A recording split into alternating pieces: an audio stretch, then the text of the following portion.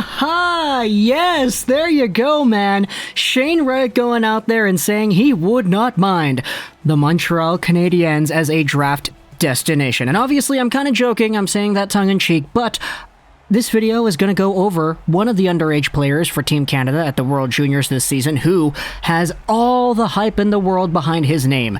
No, we're not talking about Bedard. We already discussed Bedard and Mishkov in another video. We might make more videos depending on how well they perform as the tournament goes on, but a player who we have not made a discussion about in a while is indeed the projected first overall pick for the 2022 NHL Entry Draft. Let's go over Shane Wright and talk about just where he has been the past few weeks, what he has done at the World Juniors so far, and the entire Wright Watch sweepstakes and how that's going on with the teams in the draft mix. So, going over the profile here for Shane Wright, everybody kind of knows who this guy is. You know this guy's name. You've heard the name. Remember the name. 100% reason to do that. So, he's 17 years old. January 5th is the birth date, so he's turning 18 in like a week. So, early happy birthday to Shane Wright over here. 6'1", 187, a right-handed guy playing for the Kingston Frontenacs in the OHL. He is the consensus first overall pick, ranked first overall by EP, Futures Iterations, Bob McKenzie McKean's, Craig Button, Sportsnet, Recruit Scouting, Dauber, Draft Prospects, Hockey, Smart Scouting, and the Puck Authority. They all have him at number 1, so yeah, there isn't really anything else to say about that. Right this season, in the limited sample size that he has played with Kingston and in the World Juniors, hasn't really had the season that a lot of people were expecting.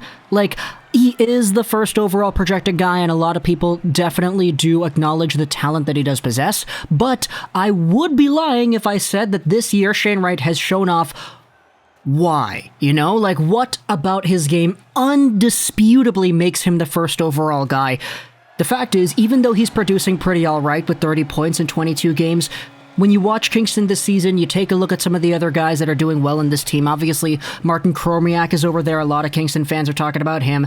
You have Lucas Edmonds, you have Jordan Frasca, you have a whole bunch of guys over here. The thing with Wright is that even though he's producing well, there's a lot of people going out there watching these games and saying, yeah, we've seen better out of this guy. He's got another gear. He can be more than what he is so far. The fact that Shane Wright is still the projected first overall pick, even though he has been somewhat disappointing to some fans, kind of indicates just the level of talent that we are aware that he possesses. When Shane Wright is on top of the world, he is doing what he did at the U18s last season, where in 5 games played, he had 14 points, playing hockey for the first time in like a year, because the OHL did not suit up in 2020-2021.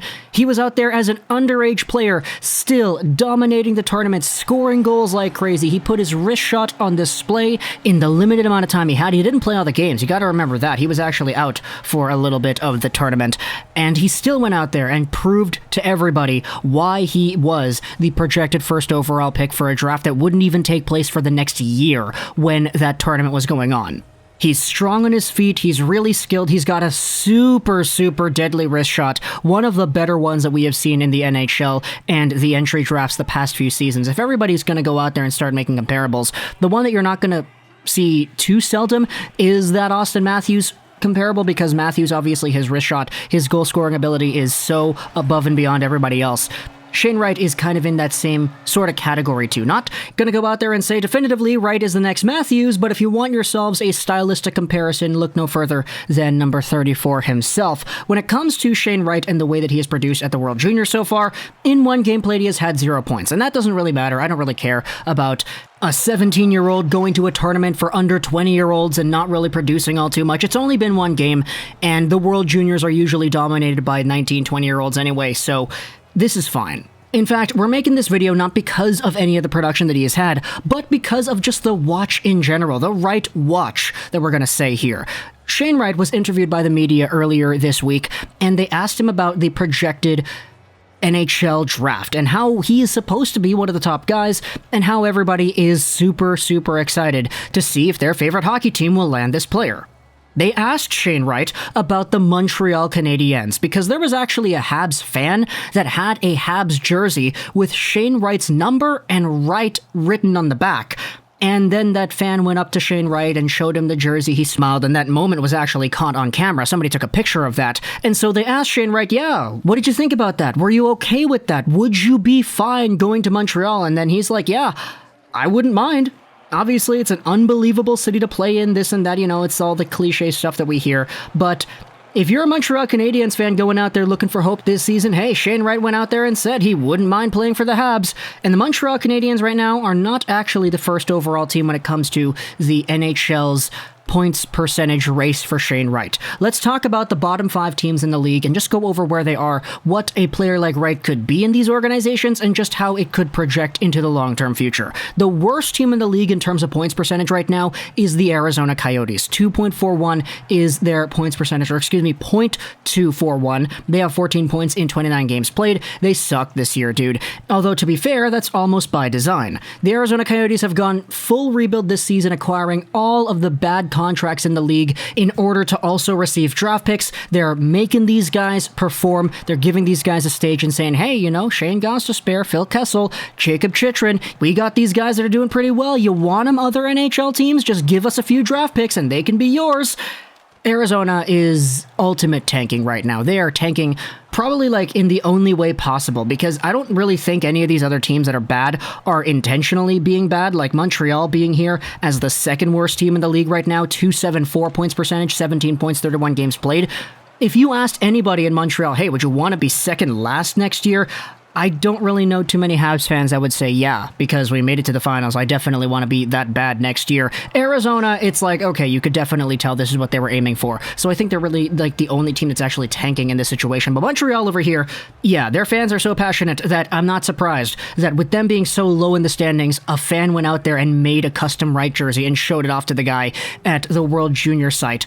And it's honestly pretty interesting, because when you take a look at Montreal, I kind of want to talk about Christian Dvorak later in the week. We're probably going to make a video about him, but when it comes to Nick Suzuki, we know how good Nick Suzuki could be. It's just everybody else around him is not really performing to the same standard. Now, Suzuki hasn't been all hot this entire season either, to be fair, but he's been one of the better players this year, so having a guy like Shane Wright, who could be a two-way dominant goal-scoring threat alongside of Nick Suzuki, could make this Montreal team have one of the best 1-2 center punches in the league if both of these guys pan out to their primes. You have yourselves the third worst team in the league, Ottawa.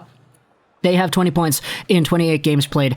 Just thinking about Wright and Tkachuk together makes me so giddy, because that would be such a difficult line to play against. So physical, so imposing on the opposition, and having a Tim Stützle or whoever as the other winger on that line as well could really round out that goal-scoring edge too. Having the lethality of a Stützle and a Wright playing on the same line and the same power play unit could make things really special over there in Ottawa.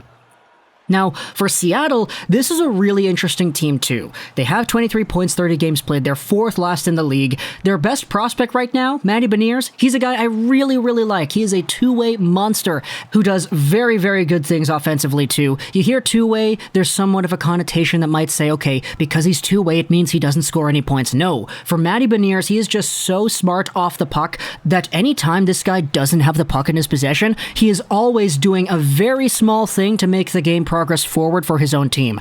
Moving to open ice, tying up opponents to create lanes, going to the proper positions on the ice to move the play forward. He is just so smart that this is a very top caliber center. Will he be a number one center unanimously in the league? I'm not really too sure about that, but a number one center on most teams, most likely. Having a Shane Wright with a Manny Baniers could be exquisite for the Seattle Kraken heading into the long-term future, because these guys are going to develop together. They're only drafted 1 year apart. They're going to be in the same class, and they're going to probably make the league at the same time. So Seattle, to me, is one of the teams that I'm actually kind of pulling for when it comes to the Shane Wright sweepstakes. I know I shouldn't be doing that because I'm a Vancouver Canucks fan who lives in Vancouver, and I don't want these guys to get good, but I do have family in Seattle as well, so it kind of hits home a little bit too.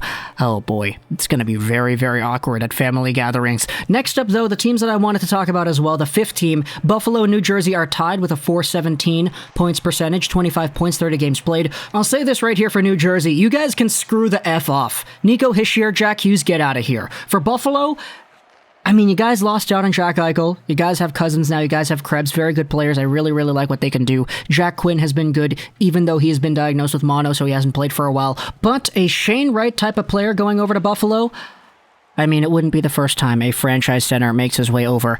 We're just going to have to wait and see how they treat him, won't we? So, talk to me in the comments what do you think about Shane Wright and the entire sweepstakes over here. Let me know in the comments his play and the way that he has developed in the OHL and the World Juniors. Where do you think he would fit best amongst the NHL teams that are at the bottom of the standings? I'm looking forward to seeing all your thoughts. I hope you enjoyed this video. 99, and bye.